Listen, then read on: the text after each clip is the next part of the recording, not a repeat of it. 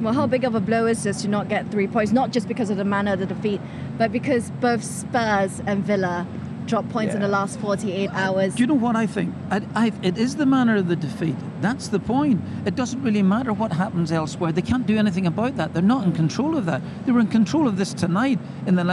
See it out. Whatever you do, see the game out. If I know there's some substitutions are made. Sometimes, you know what? I think because of the 5 substitutions rule at this minute, I've got no proof of this because I'm not speaking to managers all the time. But I tell you what, I sometimes think substitutions are just made for the sake of substitutions with no phenomenal thought of going into it. I'm not talking about tonight in particular, but I'm talking in general. You know, that's a big statement for me, and as I said to you, I can't really back it up because I'm not speaking to managers. But sometimes if you've got this big choice you have, sometimes you might just put somebody on. And I know Garnacho had run himself into the ground. He had, and he probably didn't have a great deal of energy left. But sometimes you just see the game, keep him on, just see the game through, because he's been a problem for Chelsea all night, and therefore, even though he's tired at this minute, the opposition might not know that in its entirety, and I think that they would be keeping men focused on him. That's the point. I mean, listen, I wouldn't even be mentioning this here if they'd gone on to win 3-2, then you'd have said it was okay. But what I'm saying, sometimes you make substitutions and it's great when they work, sometimes they don't work. I totally agree with that. It's about seeing it through. This is such a big night for Manchester United. You know, they're ahead, they've got the 3 points in the bag, they're going to close the gap on Tottenham and Aston Villa, and then they make changes. I mean, look, did the changes make a difference with the manner of the goals they conceded?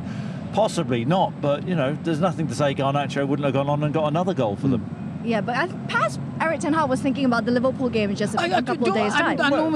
Don't be obsessed with that. He has to win tonight because he might not see the Liverpool game. This is it. Listen, I've managed, and the last thing I want to hear is people talking about my job all the time. You're managing a big football club today. You've got to win. You've got to win. Nice football, and I thought it was a great game tonight, a great game for the neutrals. Honestly, I'm so pleased to be here tonight, but I have to say to you, you've got to win. What do you think is the bare minimum for a successful season for Ten Hag this season? I don't think it'll be a next season anyway. I really don't. You know, of course, I've had the takeover now. Look, if you go back to last season and look what he achieved, and possibly he overachieved last season, but they've been in regression this season. And it's, look, you look at points, you look at league position, of course you do, but if you strip everything back and look solely at performances this season, good performances for 90 minutes have been few and far between for Manchester United, and that, I think, is Ten Hag's biggest problem.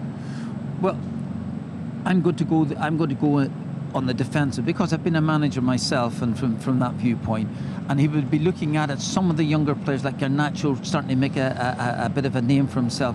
They've got a few players there that are definitely cannot keep up with the play. There's no question about that there. You know, Varane is now, he's got to a stage where I know I jokingly said he's the same age as me, but he's been a really fine footballer, but not, you know, he can't see it through. You know, I wasn't surprised at all he was substituted at half time. So Manchester United will have to change. They have a number of players there that are not actually good enough to play for Manchester United when you're going for titles. That's really as simple as that there. They don't have the energy. Casemiro's been a really good... But so many of which is Ten Hag's selection, so isn't that down to him? Well, did he sign Casemiro?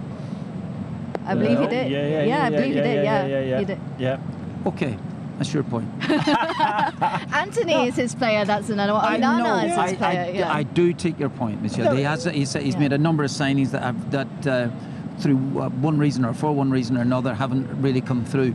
But as a manager, you're listen, time is something managers don't get. Is it relative? Can you achieve success too quickly? Because you said they overachieved last season, so it seems like they're a victim of their own success. No, and you know, I understand what Martin says, and you know, if you look at it just plainly based on this season, the job was for him to close the gap on Manchester City, and they haven't done that. That's, you know, it's been the complete opposite. And do you know what?